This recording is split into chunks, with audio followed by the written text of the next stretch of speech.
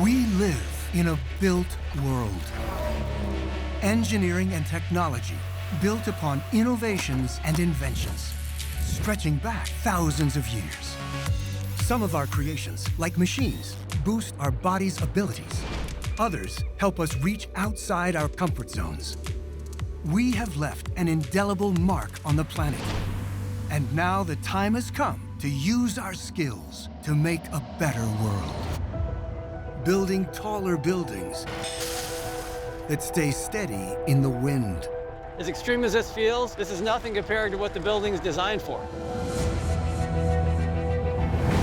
Or submarines that dive deep. Imagine a craft that allows you to explore a part of our world that you simply couldn't see any other way. To give an unprecedented underwater view. It's like being in a goldfish bowl, only the fish are on the outside and the people are on the inside. Clothes that let us go farther, to places we never could before. Or even a new structure to replace the International Space Station. We can put 3 floors inside this, have up to 6 people live for months on months. Building stuff. Reach it right now on Nova.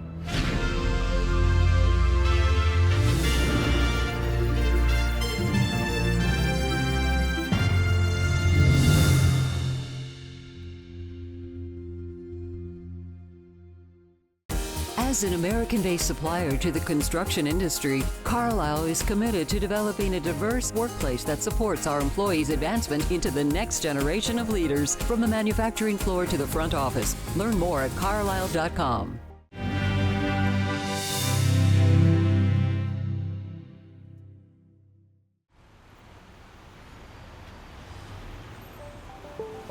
Humans.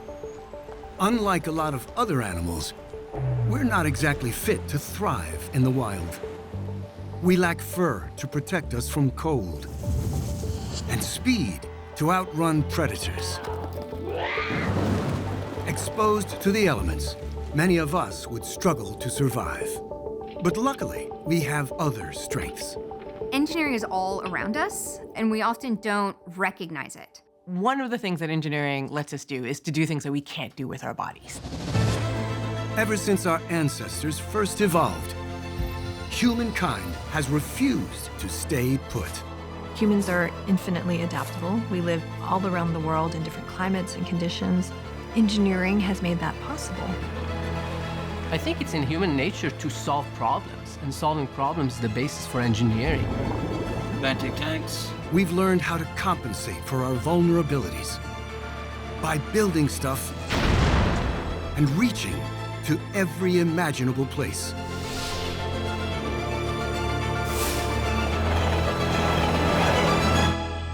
We've been building skyward for thousands of years. From raising huge stone monuments, to building massive pyramids, to framing today's mega-tall skyscrapers. $1 million view. Each step higher presents new engineering challenges. Chicago's storied Michigan Avenue. Towering over 800 feet is 1,000 M. A 73-story skyscraper under construction along the city's lakefront, where it will be fully exposed to the city's notorious winds. You can see some pretty decent wind loads. So we have some unique conditions here. Each building is unique, and it's kind of its own recipe that gets put together. Chicago is often considered the birthplace of the skyscraper. The Home Insurance Building, constructed in 1885, is widely considered to be the first skyscraper, though only 10 stories tall.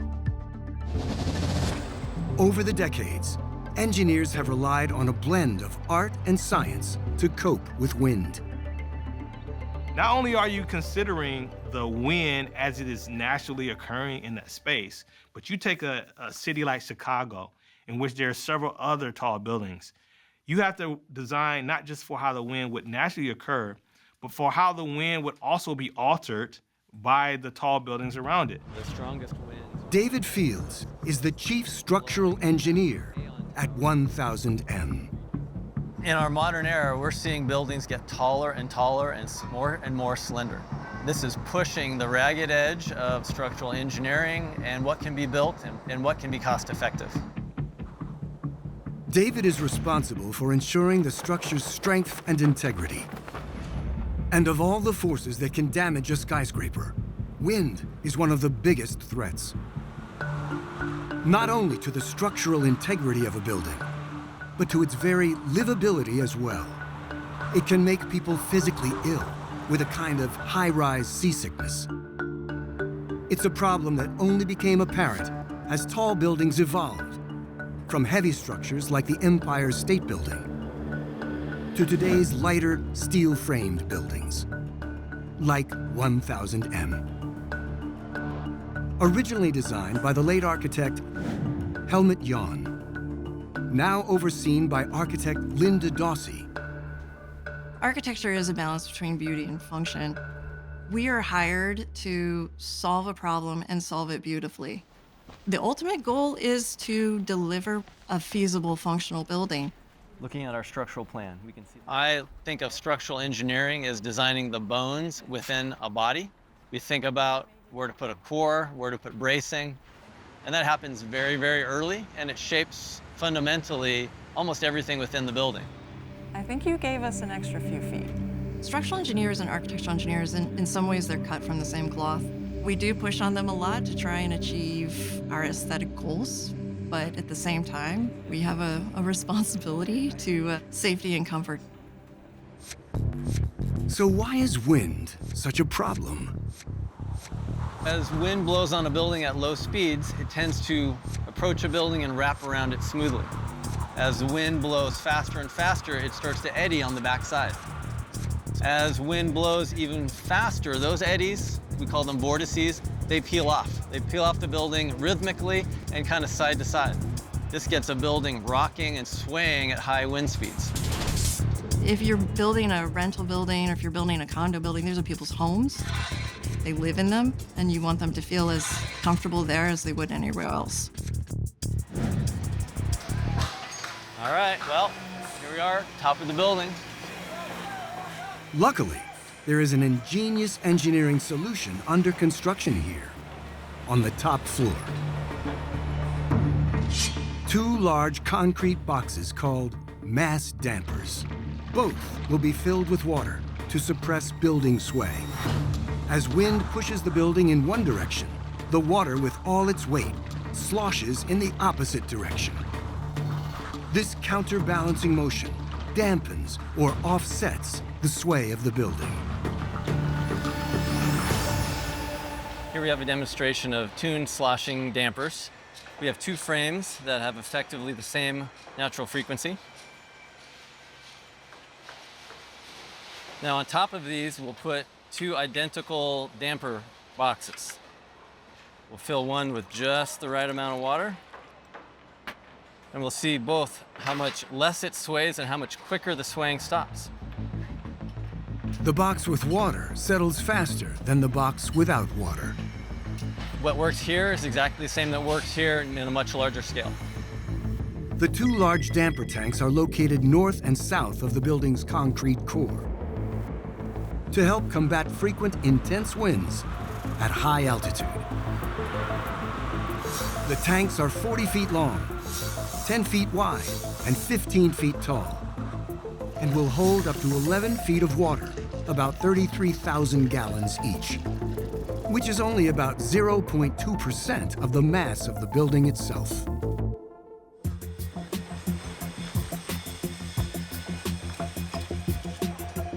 So this big box, it's basically a swimming pool. The water pressure will try to push it outward. That's why we have rebar very densely all throughout these walls. Next comes the outer formwork. When complete, the construction workers will pour concrete between the forms to make the walls. Looks like the guys are working with more urgency now that the forms are going up. Everybody knows they got to get their part done. And although the construction team is very experienced, people can still make mistakes.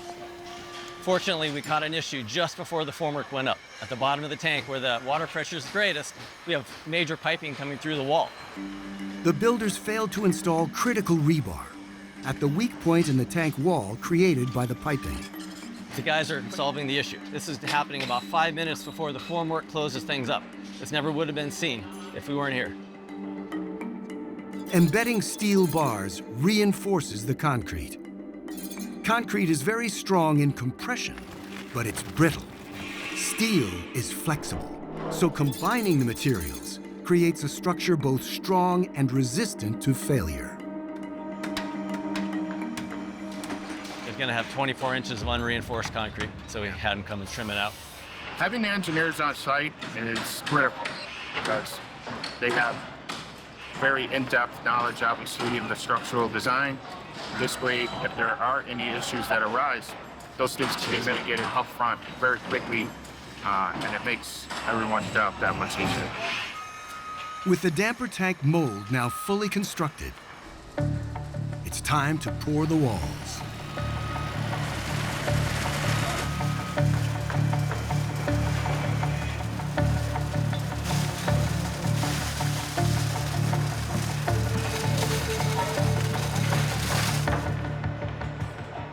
Then, just as the pour is ending, a storm rolls into Chicago.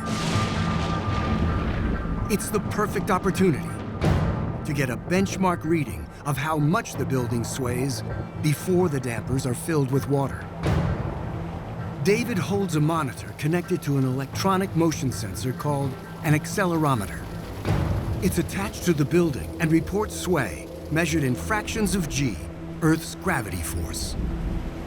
So we're taking our first frequency measurements of the building. As extreme as this feels, the wind, the rain, the thunder and lightning we're seeing and hearing, this is nothing compared to what the building's designed for. The building's moving. We're reading 4 milligee right now. These are our first dynamic measurements. We'll take these back to the office, decide how much water to put in the tank, and then we're tuned. Using water to stabilize sway has roots in the 1800s, when it was discovered that ships can achieve greater stability by pumping water ballast into the hull. The amount of water can be easily adjusted as it's readily available at sea. It's very much to an engineer's advantage to think back on how other solutions and other accomplishments and achievements in the past can perhaps serve as starting points or even informers for what we are trying to do today. All design is redesign. So if you think about it, you're taking things that have existed in the past, but you're making them incrementally better. You've thought about it in a new way, or you're bringing in a new technology that didn't exist before. When 1000M is nearly finished, David returns to tune the damper, making a final decision about exactly how much water to put in the tanks. So today is the culmination of 6 years of planning and coordination and engineering, and we'll finally see exactly how much water to tune it and damp it so it's comfortable for everyone who will live here. All right, here we go. I'll go check the inflow.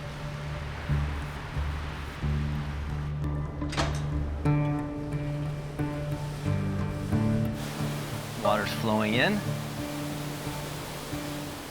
It's very exciting. It means we're getting close to the end. It's just a milestone moment. So we're turning on our application. Right now we have an accelerometer. This is very sensitive. So even on a modestly windy day like today, we know exactly the motions we're getting to micro Gs. You know, these are tiny percentages of the acceleration of gravity. Last time we took readings, we were seeing roughly 4 milligs. Today, we're down closer to 1/2 of a milligee. Part of that's a function of the tanks being filled. Part of that's a function of it's a less windy day to begin with. By tomorrow morning, when the tanks are full, we should see the building sway being about half of what it would otherwise be. It's one hell of a view. It is incredible.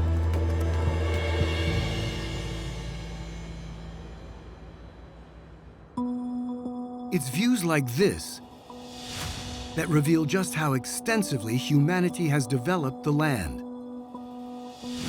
Yet over 80% of the oceans remain unexplored and untouched. There's a reason for that.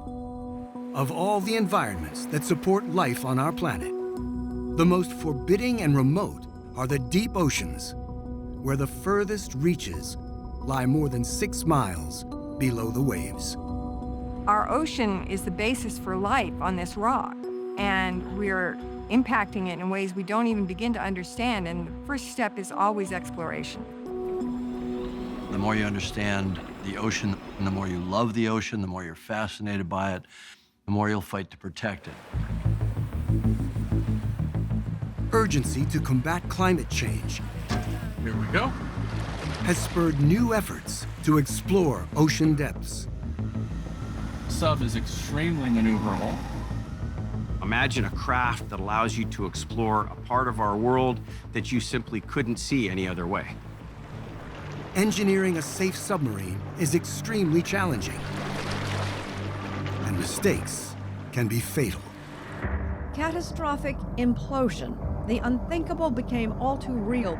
In 2023, the world was horrified by the implosion of the OceanGate Titan submersible that was on an expedition to explore the Titanic.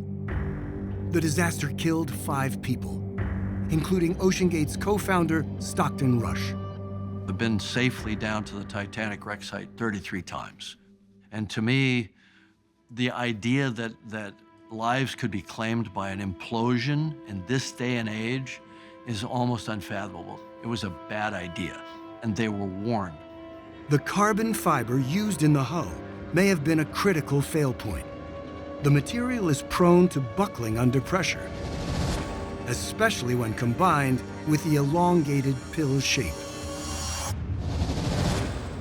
But that was the Titan, not to be confused with the Triton submersible, being manufactured in Sebastian, Florida. Triton's design approach is rigorous. Here, engineers are building subs designed to take non-specialists hundreds and even thousands of feet below the surface safely. Patrick Lahey is the co-founder of Triton Submarines. Safety begins with design. It carries all the way through to the selection of materials, the formation of those materials into parts, those parts made up into assemblies, those assemblies then tested and validated on their own, then incorporated into the complete vehicle, which is then tested again. If you're an engineer, it is your responsibility to do things in a manner such that the end product is safe. Because at the end of the day, people are relying on you to make a safe product. Altogether, their subs have logged tens of thousands of hours underwater without any incident. Increasingly, the vehicles are being used for scientific research, filmmaking, and underwater exploration. So this is our most compact 3-person sub. Pilot sits in the back, 2 passengers in the front. They have this incredible, completely unobstructed view from this acrylic pressure boundary. The pressure boundary is a perfectly round plastic orb that is transparent.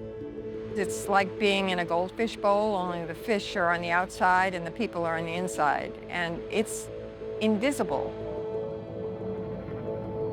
You really feel like you're a part of the ocean. The boundary's main job is to keep occupants safe from the crushing water pressure pushing in from all sides. A sphere is one of the strongest shapes in nature. A spherical hull experiences the same amount of pressure at every point on its surface, minimizing the chances of structural failure. So far, the only subs that have made it to the bottom of the Mariana Trench, more than 6 miles below the surface, carried their passengers in spherical enclosures. And all were made of metal, like steel or titanium. Test. We good on audio? You getting a good... Film director and ocean explorer James Cameron, who is an investor in Triton, wants more people to experience the deep the way he has. The goal of Triton subs is to make the best commercial, which also means scientific, subs in the world, and to make them widely available. In 2019, a Triton titanium spherical enclosure sub completed one of the most ambitious global expeditions in modern history, taking people numerous times to the deepest spot in each of Earth's 5 oceans. 07 at clock. Including the Challenger Deep in Mariana Trench. The geometry of a sphere limits its usable space. The designers wanted to increase the number of passengers beyond what a sphere could reasonably hold. So they settled on an elongated shape, made from a common yet deceptively strong material, acrylic. Acrylic is an incredible material. It's completely transparent, unlike glass where even after 6 inches you're starting to see quite significant discoloration. Increasing the thickness of the acrylic increases its strength and ability to resist the pressure of the water while retaining visibility. It's completely different from anything that's preceded it. We wanted to be able to put the most people into the smallest volume possible. When it's complete, this sub will hold up to 9 people, including a pilot. They call it Ava. It's designed to safely dive depths of up to 600 feet. The unusual shape is the work of engineering firm Dark Ocean and their principal designer, John Ramsey. To accommodate 9 passengers, it's incredibly difficult to do that in a traditional sphere. The way the 669 AVA works is it just takes that sphere and it optimizes it for the passengers inside by stretching it out and allowing everyone to sit side by side. Down into worlds never before seen. This design draws from decades of research on acrylics. There's an 800-page kind of Bible of submersible acrylics, and you can go through and see every bit of testing that was done. The material that makes this possible is acrylic plastic.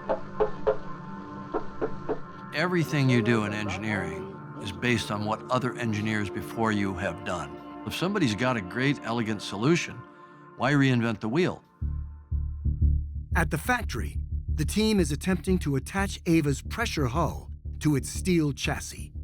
They've never had to maneuver a shape like this. Okay, Chris, bring yours up a little bit.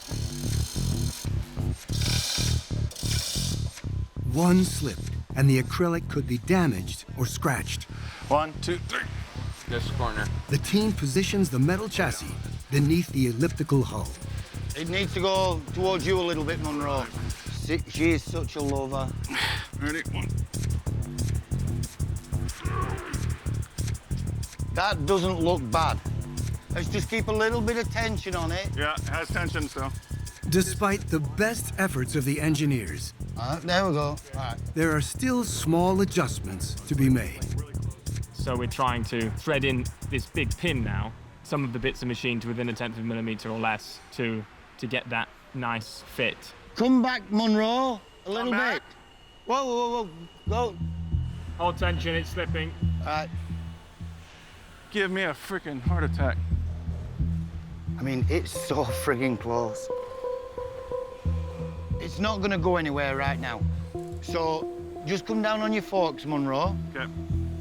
Tilt forward.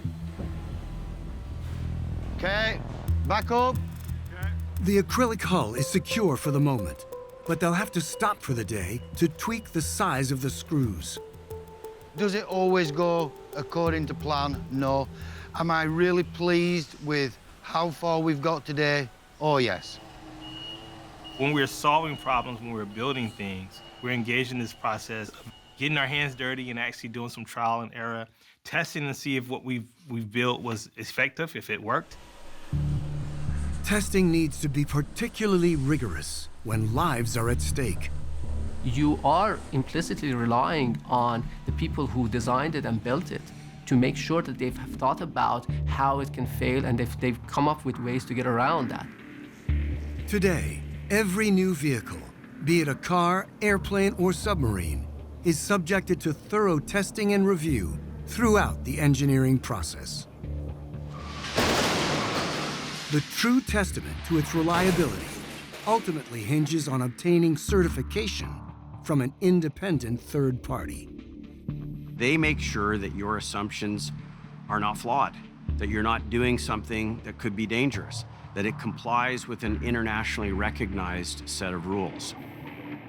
The failed Titan submersible was never officially certified. If you're putting passengers on a sub, you need it to be qualified by some independent body whose job it is to make sure that that vehicle is safe.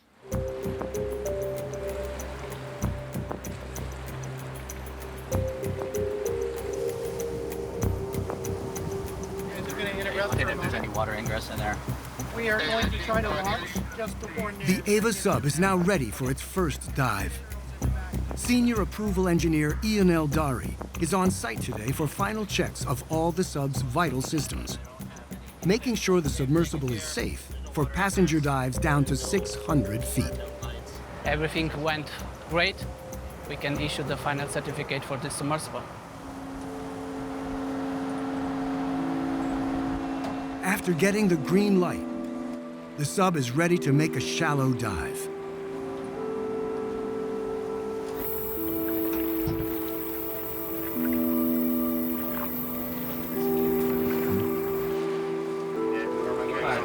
Topsides. Hatch is closed. Life support is on and good. Roger, you have permission to dive.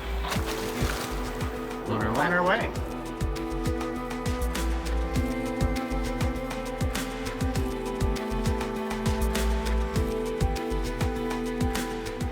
Amazing. I mean, this is the first time I've been down, and it's been 2.5 years of work. This is the result, and it's a magnificent one. Really loving this. If Triton is able to fulfill its mission of building more submersibles, many others will soon be able to have their first ride into the deep ocean. This is this other universe that is most of our planet, and it's such a magical place. And to be able to now explore it in comfort is a phenomenal ability that is open to more and more people. Be on the surface,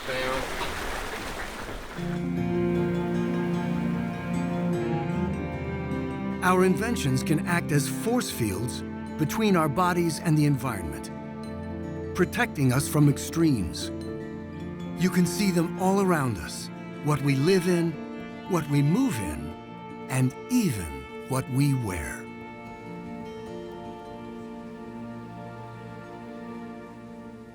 At a textile research laboratory in North Carolina,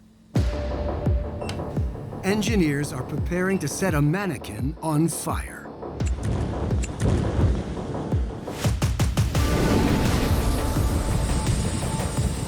Their goal: collect data that will help make safer firefighting suits.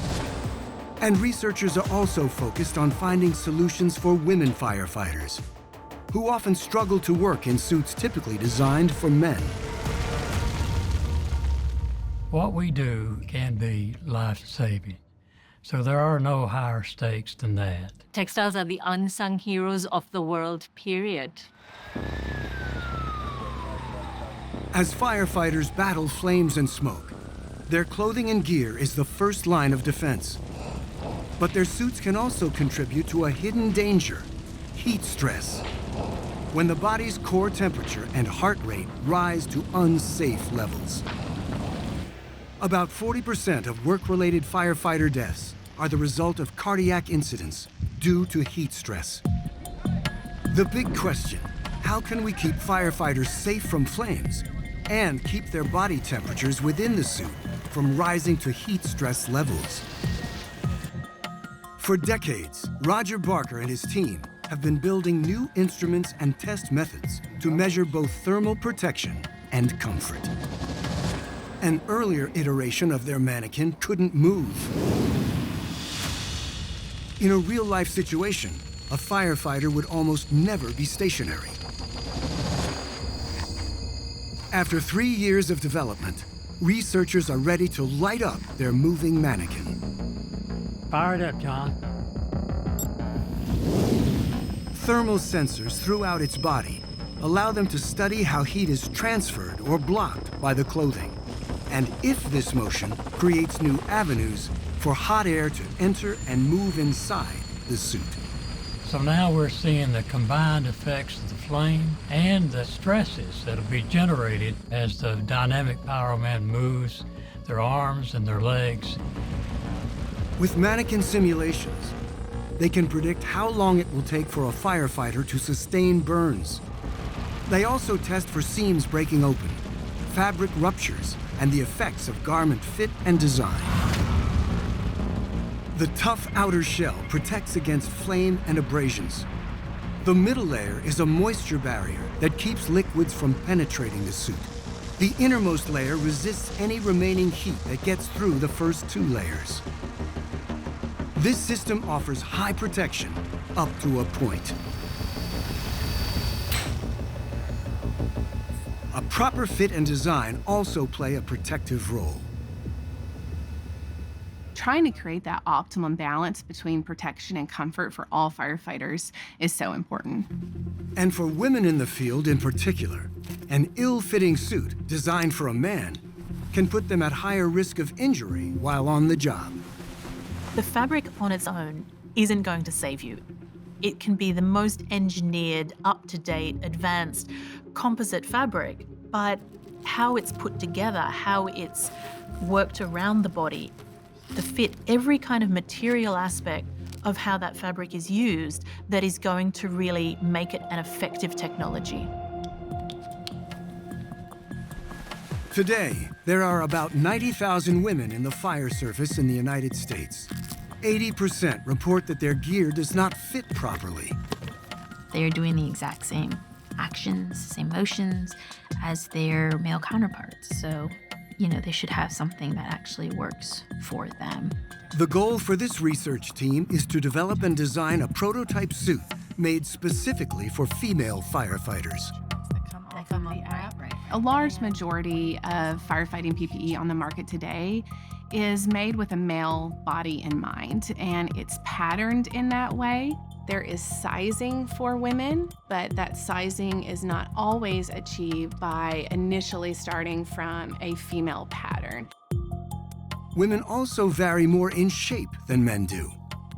Males are a little bit more up and down, while females have curves because of the hips and the bust areas. I've always had an issue with the fit of my jacket, needing more space up in the chest area. In order to accommodate, women will often be given larger jackets. Whenever you go up in sizing for jacket, it makes down here larger as well. So, you got the good mobility and fit up here, but then sometimes down here, you're gonna have some extra fabric. So a really tailored fit is important. It's critical for their mobility, for their vision. It's also critical in terms of heat stress. An oversized garment creates thicker air gaps, increasing insulation and potential protection from outside heat. But larger air gaps also restrict the firefighter's ability to lose body heat to the outside environment, trapping heat inside the suit. We've had female firefighters say that the collars on their jacket are really tall. The length of it rising up from the collarbone and how much it takes up your neck. If you're a smaller stature female firefighter, that can be problematic because when you're wearing your SCBA mask, your helmet, you really start limiting mobility. And if even the air pack itself, my helmet barely hits it, so it's hard to look up so you can see what's going on above you. Imagine you're in a fire, you have everything sort of caught here at your neck. You're putting yourself at higher risk for injury because of your minimized range of motion. Protecting the body from the elements is a pursuit as old as we are.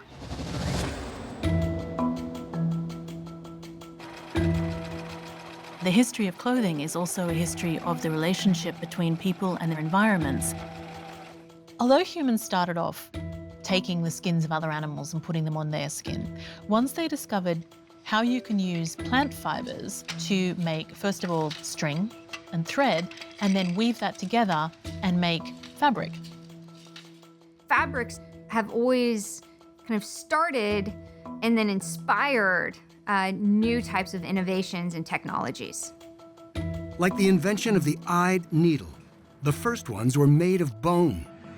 And once you have this concept of bringing two things together, a whole lot of engineering possibilities open up to you. It gives us seams, it gives us tight seams, which means you can start to think about having things waterproof or windproof. Or even fire resistant. Earlier firefighter suits were made of wool, chosen for its natural flame resistance. Today's suit offers much better protection from fire, but it's not as breathable, meaning body heat can get trapped more easily than it did with wool. Firefighting is physically demanding work. You're working hard, you're entering a hot environment. You know, you create all these microclimates inside your suit. Working at high levels of exertion, if their body traps too much heat, they may be subject to heat stroke or even worse, cardiac events. One of the ways our bodies try to cool down is by sweating. But that only works if the sweat can evaporate. A suit's ability to release heat is measured with this female mannequin named Liz. She sweats through nearly 100 pores designed to mimic human perspiration. When clothed in firefighter gear and made to move in a hot environment, sensors can detect where the hot spots are, where the clothing is not allowing evaporation to occur or the heat to be released, shown here in red, and where heat is escaping more efficiently, cooling the body, shown in blue. For Liz, her torso, chest, and hips are retaining the most heat. To make protective garments specifically for the female form, the research team will need a whole new set of measurements to make new patterns. We're in the process of collecting anthropometric data on hopefully as many female firefighters as we can. Anthropometric data is information about the body's shape and proportions. You're gonna do a front shot, and then it's gonna ask you to turn to the side. So the team is using 3 methods to collect the measurements. Please move feet slightly further apart. First, a remote scanning application. Well done. Your body scan is complete. Second, a 3D scanner. Finally, hand measurements for verification. 33.2. They will turn the patterns into fire suit mock-ups. Then the next goal of our research is to develop those into wearable prototypes, which we then plan to pilot. Fabrics are one of the many things that are taken for granted in our modern life. That this piece of fabric was engineered. We think of it as a shirt. Your t-shirt is engineered. One major leap was the transition from natural fibers like silk and cotton to synthetics. Before World War II, most parachutes were made of silk. Silk is very light, but it's very strong. That's why it was used for parachutes. But in 1935, a new textile was invented at DuPont, a chemical company. So they developed this new material called a polyamide, which we now know as nylon. Nylon, with other synthetics, eventually made it possible for us to walk on the moon.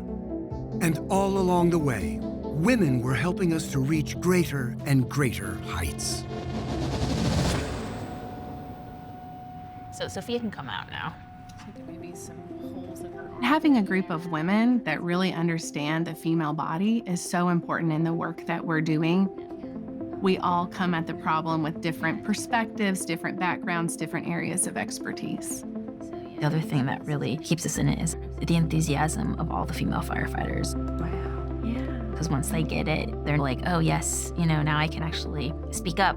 I can be heard and I can be acknowledged. This scan looks like it came through really well.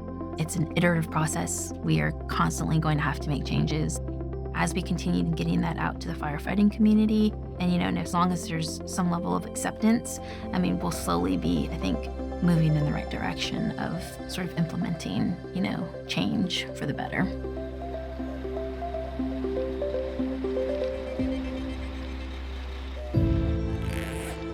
Woven fabrics can be engineered to protect here on Earth.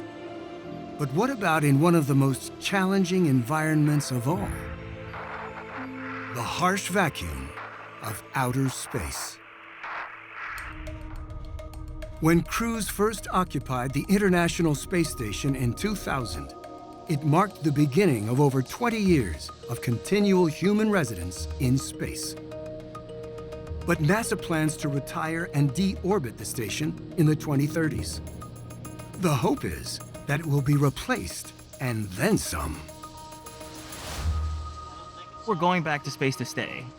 We've proven that we can live in space for long periods on the International Space Station, and now we're pushing the envelope again. A variety of companies are eager to join this new phase of space habitation, which holds promise for scientific breakthroughs. It's really Sierra Space's mission to fill that gap, fill that void, have an opportunity to have a platform in space. NASA contracted Sierra Space to develop a new generation of inflatable habitats designed and built to allow humans to live and work in space, as well as on the Moon and eventually on Mars. The habitat is called LIFE, for Large Integrated Flexible Environment. Today's engineering challenge is to destroy it.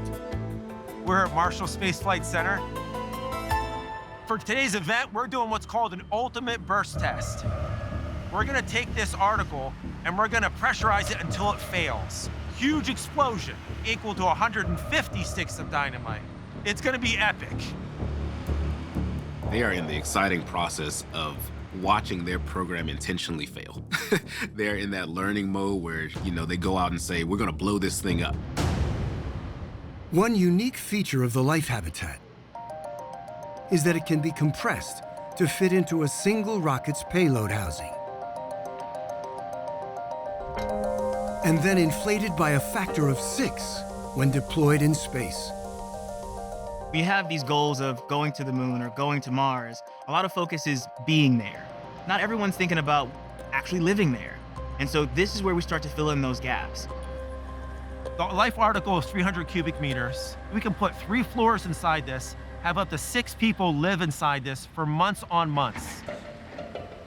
At the core of the LIFE habitat's technology are what are known as soft goods, flexible, immensely strong materials that can be tightly packed down and then inflated. The LIFE habitat is made up of 4 different layers, each with its own purpose, such as holding in air, providing insulation, and repelling dangerous micrometeorites, which can travel at tens of thousands of miles per hour and are common in outer space. But the most critical layer of the LIFE habitat is the restraint layer, or primary structural shell, which the company is testing here. The restraint layer is composed of hand-sewn pieces of fabric made of high-strength synthetic space-age material called Vectran. Vectran is a chemically spun material made to be harder than steel. So it comes in a thread, and then that thread is woven into a strap. You could hang 7 cars on this strap, and that strap would never break. Like so many modern technologies, at its core, the habitat and its Vectran webbing depend on age-old knowledge. In this case, on the art and science of making baskets out of plant fibers. When you're designing structural systems, you don't start from scratch. And basket weaving has been around for thousands of years. But we've applied it so you can use it in space. Today's test is crucial for assessing how the LIFE habitat manages the air pressure introduced in space. At sea level on Earth, the average air pressure is around 15 psi, pounds per square inch. That's the normal pressure that will fill the habitat. However, the structure has to withstand significantly higher pressures to prevent any risk of a disastrous explosion. That's where today's test comes in. Humans are very squishy, and they don't play well outside of their own environment, being Earth. So when a new habitat is developed, a lot of intentionality goes into it so that the human body is not exposed to things like radiation, extreme temperatures, lack of oxygen, and anything that could be flying around out there in space. The LIFE habitat is following the NASA guidelines for operating pressure safety. which is a ×4 safety factor. So we have a 15.2 PSI operating pressure. We times that by 4, it gives us a 60.8. To reach the desired pressure of 60.8 psi, the habitat will be connected to air pumps, regulated by valves controlling the flow of air. The team will monitor the habitat's inflation from a control room more than a quarter mile away. We have sensors on the top and the bottom of the article, which are going to give us what we call strain data. All those thousands and thousands of data points, our analysts are going to take a look at it so we can validate on Earth how our modules operate, along with validating it in space. Today's test will be the first ever of such a large inflatable structure. But the team has already done several smaller burst tests. You want to build articles fast, test, get that data. Prior to this, we did 4 articles, which gave us that data to catapult us and give us the confidence to go into our first full-scale burst. Central to the habitat concept by NASA and Sierra Space is the vision that multiple structures can be sent into space gradually and linked together like buildings along a city block. Modularity is key to this concept. You have a modular design that you can configure any way you need to. You're gonna have a medical facility, you're gonna have exercise, you're gonna have a place for people to live, to enjoy themselves in space. As the team prepares for the evening's burst test, Beth Licavoli makes her final checks on the life habitat's vast array of wires and sensors. We're pretty much looking ready for burst. Safely watching from the control room, the team monitors the test in front of a dozen screens that will capture the burst. So right now we're inside the test room and we're taking a look at what is happening on the screens and we're preparing everything for the test. Range site's been closed down. Everything is good to go. The habitat sits out under the lights at 1 psi, but that soon changes. We are pressurizing to 15 psi for a 5-minute hold. Oh, you can hear it. Yeah, go time. Fill rate? 3.06 psi per minute. Yeah, the 35 psi, 35 psi. All right. On the way to burst. Here we go. Let's do this. But about half an hour into the test, something is going wrong. The flow of air has started to slow. Slowing down. But the team still hopes they can meet their goal. Gotta hit 61. Call it 61. Okay. 61. This is where it gets dicey. Hearing a little movement. Come on. Any second now. 61 psi. 61 psi. Well done. Fantastic. Let's keep going though. That is amazing. They've reached NASA's target PSI, but the habitat is not filling as fast as expected. Are we fighting it now? Yeah. Oh my gosh, yeah. One potential explanation, a leak. That could be disastrous in space. We still dropping? Yeah. About an hour into the test, they decide to end it, short of their ultimate goal. ROV 311 closed? Yes. Okay. ROV 311. Yeah. Close it, let it leak down. The lack of an explosion is a major disappointment. Testing to failure is crucial to understanding the habitat's ability to withstand pressure. After the habitat is depressurized and safe, the team gathers to determine the source of the leak. All those straps want to be aligned with the bottom of the plate. So there's nothing pushing on that bladder or doing anything. I would highly doubt that there's a leak right there. Okay. There's an air of excitement, and then there's air of like, I wanted a big burst. Yeah, you want to take it to that failure. This valve seemed like our culprit. We overpressurized it. As air pressure built up in the valve, it overcame the force of the spring holding it closed, allowing air to escape. When we found out that it was the valve, a little bit of a sense of relief, knowing that the design of the structure was very viable. They decide to shut the problem valve off. Fortunately, the remaining working valve is still able to inflate the habitat. The following night, the group is back in the control room. 25 PSI, 25 PSI. You get our fill rate? 2922.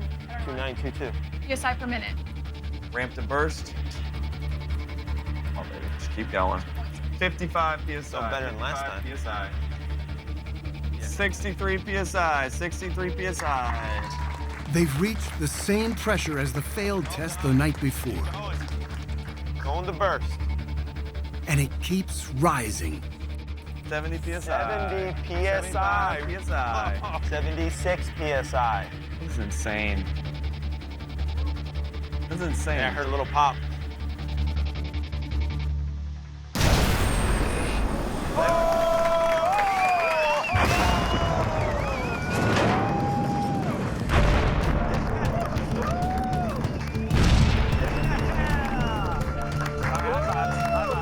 Well done, guys. This was the first one that we could really feel the ground shake in this control room, which is incredible. To see it, to really be here, it's kind of surreal. And now they know the habitat's limit, 77 PSI. It was just an amazing moment. It's one of those things you don't forget in your career, and you always talk about it.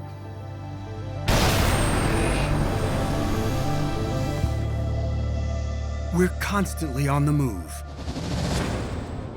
expanding our reach upward, outward, and toward new horizons. Engineering is a process.